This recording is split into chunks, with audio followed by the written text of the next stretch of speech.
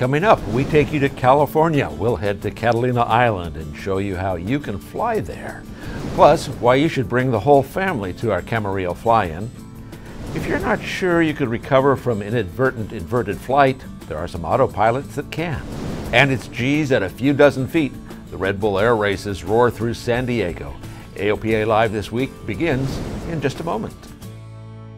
The dream is real, a truly affordable personal jet aircraft. The Subsonics kit is priced at only $42,000. Kit plus engine is still under $100K. Add instruments, upholstery, and paint and you're flying at sonicsaircraft.com.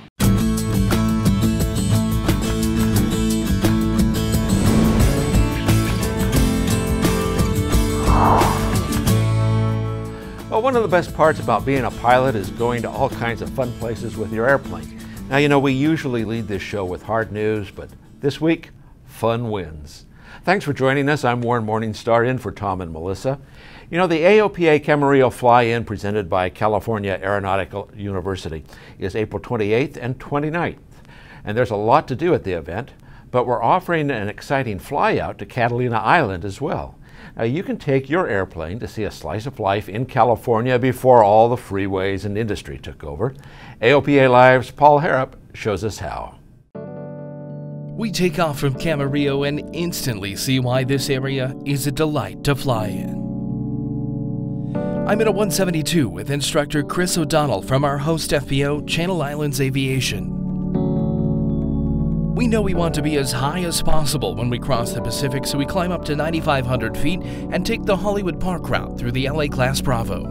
Cessna 65411 to approach cleared through the Los Angeles Class Bravo airspace via the Hollywood Park route. Maintain VFR 9,500 while Bravo. Copy, cleared to enter the Bravo via. It's my first time at the controls in LA, and SoCal approach makes it easy. The controllers are very GA friendly. We transit LAX and have an amazing viewpoint of the City of Angels. Speaking of angels, it's the moment of truth. Fuel flows positive, temperatures in the green, oil pressures in the green, vacuums in the green. Everyone's looking good. Sounds good. We're 2,400 RPM. Engine instruments are in the green and we're out over the blue. All right, so we're leaving land right now. We could glide to Avalon or we could turn around and go back to Torrance. Yeah, if we lose our engine, we're going back. All right. Trying Torrance or Piper 7474 Tango. Whatever we got. I've been in this water for self-rescue training before and I don't want to go back. So altitude is our friend. From 9.5 we can easily glide to an airport. But after a few minutes, the majestic Santa Catalina draws closer. Cessna 411, descend at your discretion, maintain VFR. We'll descend at our discretion, maintain VFR 411. The airport in the sky is a bit hard to make out at first, but there's only one spot it could possibly be, and we head there. I believe that's the airport there. What do you think? That's what it looks like. Yeah, I don't see any other thing that could Cessna be. 411, I've got traffic. A beautiful approach leads to a sporty landing and rollout. Yes, it's paved, but it feels more like a dirt strip.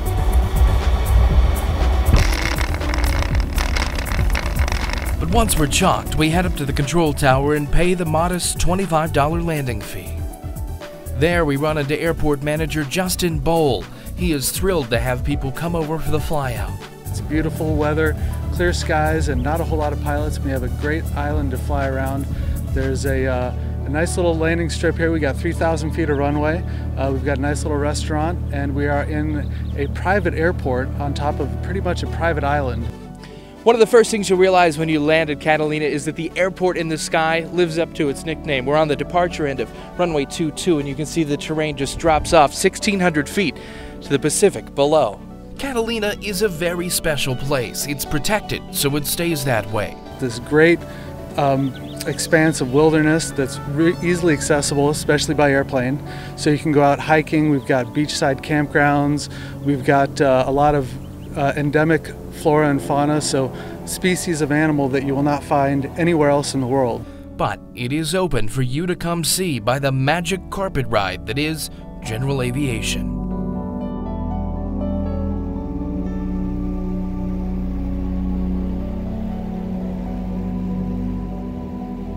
On Catalina Island, Paul Harrop, AOPA Live. Thanks, Paul. If you want to participate in the fly out to Catalina, sign up on our fly-in website. It has all the information you'll need. And if you're headed to the Aopa Camarillo fly-in, you'll want to bring the whole family. There's a lot to do at the event, but there's a whole world to discover in Ventura County. Pilot and professional comedian BJ Lang shows us why the whole family should come along.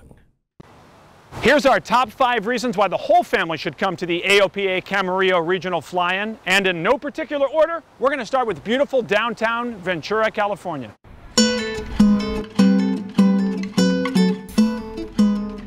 In the middle of downtown, the old Mission San Buenaventura, founded in 1782 by Father Junipero Serra, is open to the public. Also in downtown, lots of shops and places to eat. A few minutes from Camarillo and well worth the drive up the Pacific Coast Highway. Next on our list, the beautiful Santa Monica Mountains. Go take a hike or drive around these mesmerizing natural coastal cliffs. All around Camarillo, you'll find strawberry fields. The air is rich with the scent of berries, and many roadside stands where you can indulge. For the shopper in the family, the Camarillo Premium Outlets offers the inner shopaholic the chance to be set free. It's literally just around the corner from the airport, walking distance from the fly-in.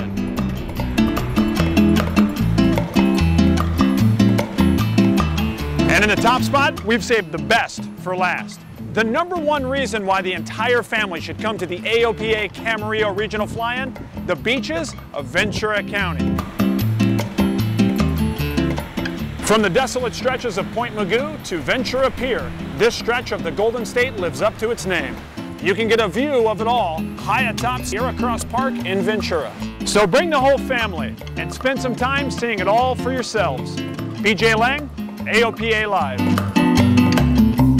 Thanks, BJ. And because of the number of aircraft we expect to arrive at Camarillo, we've set up special fly-in procedures. The Aopa Air Safety Institute has created this video to give you an overview of what to expect. You can find the video, the procedures, and the NOTAM on our website. And back on the eastern side of the country, the fight continues to free Lantana Airport, which lies about 7 nautical miles away from President Trump's Mar-a-Lago retreat. Now, every time the president visits, which is a lot, Lantana is closed and nearby Palm Beach International is extremely limited. Now, that threatens small businesses on both airports, and it puts a huge burden on the budgets of local governments. Several legislators have written President Trump suggesting he either cut back on his Mar-a-Lago visits or reimburse local officials for their expenses. Aopa continues to work for a solution to allow GA traffic in and out of Lantana while the president is next door. And we're still awaiting a response to our February letter to Department of Homeland Security Secretary John Kelly, and we continue to work with Congress for a solution as well. Well, as you are planning to go across country to one of our fly-ins or anywhere else for that matter, making sure you have enough fuel seems like a no-brainer, and yet there are still dozens of fuel-related accidents each year. The Air Safety Institute has a new video called Fuel Management Made Easy. It goes through steps pilots can take to prevent complacency when it comes to fuel management. Make a flight plan for every flight. Establish personal minimums for reserves and always visually check fuel levels. You can find the video on the Air Safety Institute website. Last week we told you about the approval for the installation kit for the Trio Autopilot in Cessna 172s and 182s. TrueTrack is also moving forward, getting the Vision Autopilot into 172s and 177s. Both autopilots are out of the experimental world, non-TSO'd, and actually pretty cheap.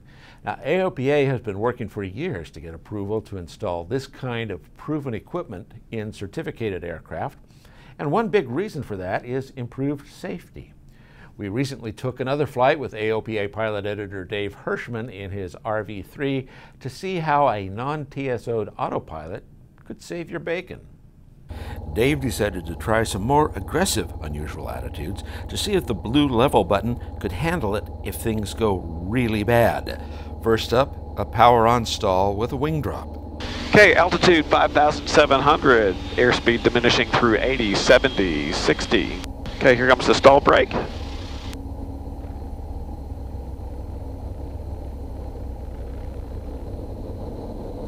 Okay, the level button is engaged.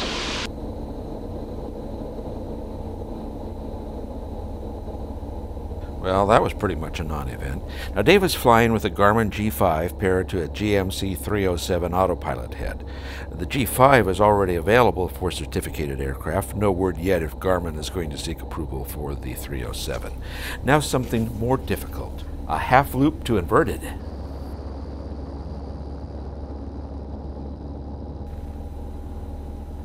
Blue button's engaged, nose coming down, rolling out. Bringing back the power to keep the airspeed below the yellow arc.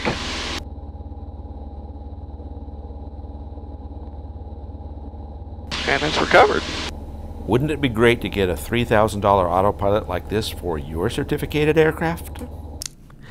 You know, that really was some impressive video. I'm really surprised that an autopilot can pull you out of inverted flight. But Dave did have to manage the throttle to do that. Well, when we come back, a new way to see weather. And it's all sunshine for the Red Bull Air Races in San Diego.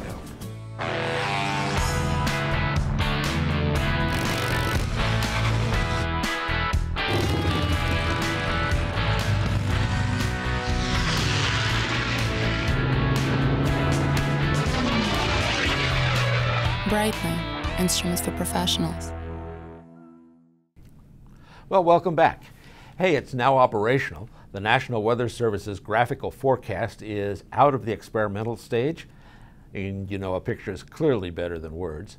The text area forecast will be retired later this year, except for Alaska, Hawaii, the Caribbean, and the Gulf of Mexico.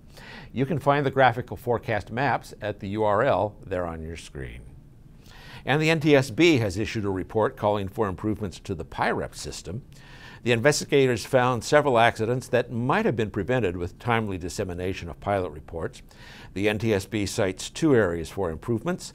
Pilots should do a better job of reporting in-flight conditions, and the FAA needs to improve its system for soliciting, recording, and distributing PIREPs. And you can learn more about how to provide a PIREP in this Air Safety Institute online course, PIREPs Made Easy. Well, are you thinking about getting into unmanned aerial systems or drones? You know, AOPA is welcoming drone pilots into the community because, well, after all, we share the same airspace and we should know and fly by the same rules. Now, AOPA featured a drone experience cage at Sun and Fun, and you'll find drone activities at many of our AOPA fly-ins. And we're also doing more stories that will interest drone pilots, like this recent one on how to take care of your rechargeable batteries. And if you haven't heard already, AOPA Drone Pilot is a new email newsletter that is catching on fast. It's free, brings drone-related news, interviews, safety tips, videos, and more straight to your inbox every other week. The latest issue is out, and it features a high-flying drone that runs on hydrogen and 5 questions for Lindbergh Foundation Chairman John Peterson about using drones to stop the slaughter of African elephants. If you didn't already receive a free trial copy of AOPA Drone Pilot, head over to the URL there on your screen. Well, you saw AOPA Live's Paul Harrop at the top of the show in Camarillo and Catalina, but we've really kept him busy out on the West Coast. He also has the latest from the Red Bull Air Race in San Diego. Tens of thousands lined the shore in San Diego to see the Red Bull Air Races up close and personal. With action like this, it's easy to see why it drew a crowd. It's a great weekend for a race, and oh, what a setting. It's a beautiful setting, I mean, amazing city. And it's really just another level now. I guess there was a ton of people down there on the Embarcadero watching the race. You could sort of feel the energy from your families and your fans here, which was really fun. So it's nice to be in your home country, but it's also nice to be in a place in your home country that enjoys the race. San Diego Bay is a racetrack on the water. Racers twist and turn through the pylons. On shore, many people gather to watch the spectacle. He's got right here. This is going to be a very aggressive turn as he makes his way now to gate number 13. Ladies and gentlemen, 2 gates left. AOPA is there reaching out to members and signing up new ones. Our friends at California Aeronautical University even brought some sims for the public to try. Fun as it is for the crowd, it's serious business for the race pilots, including AOPA Ambassador Michael Goulian. Number 99 flew a very impressive qualifying round. You know what, it makes you feel confident, right? So in Abu Dhabi, we qualified second and did fairly well on race day. Again, qualified second here. We know we have a fast race plane, and now it's just to me to perform on race day. That's really what it's all about. Michael went on to the round of 8. The other American, Kirby Chambliss, advanced to the Final 4. He's got a home here in San Diego, so this is almost a hometown event. But he's not focused on the setting. The skyline's beautiful and everything, but quite frankly, you know, I may have an opportunity while I'm in the hole before I go into the track to look at it, but obviously, you know, I'm going 230 miles an hour. The gates are whizzing by. I'm a few feet above the water. I kind of need to be focused on what I'm doing, and I definitely am. Also focused on keeping the event safe are the race controllers. They time and judge the event from this station high atop a temporary race control tower. And in the end, Japanese pilot Yoshi Miroya wins the event. The victory will be a tailwind for Yoshi as the series heads to Japan for the next race in June.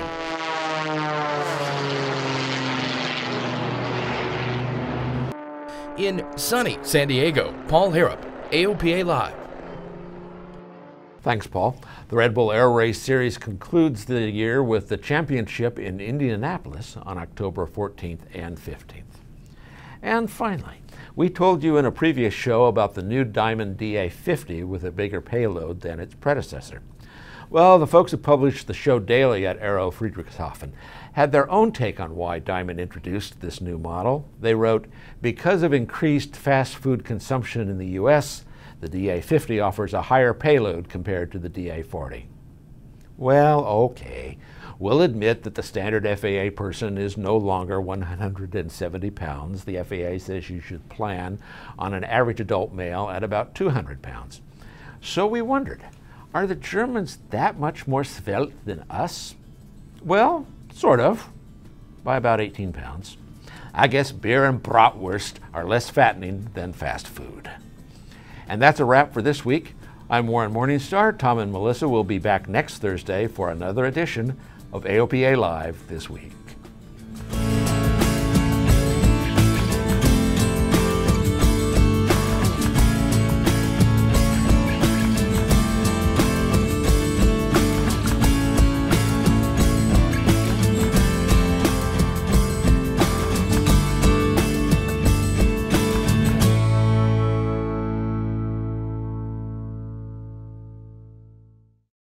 There are many important things to consider before purchasing an aircraft. Let the experts at Aerospace Reports help guide you through the process. We combine expert knowledge with our long-standing commitment to personalized customer service to perfect your transaction. Learn more at aerospacereports.com.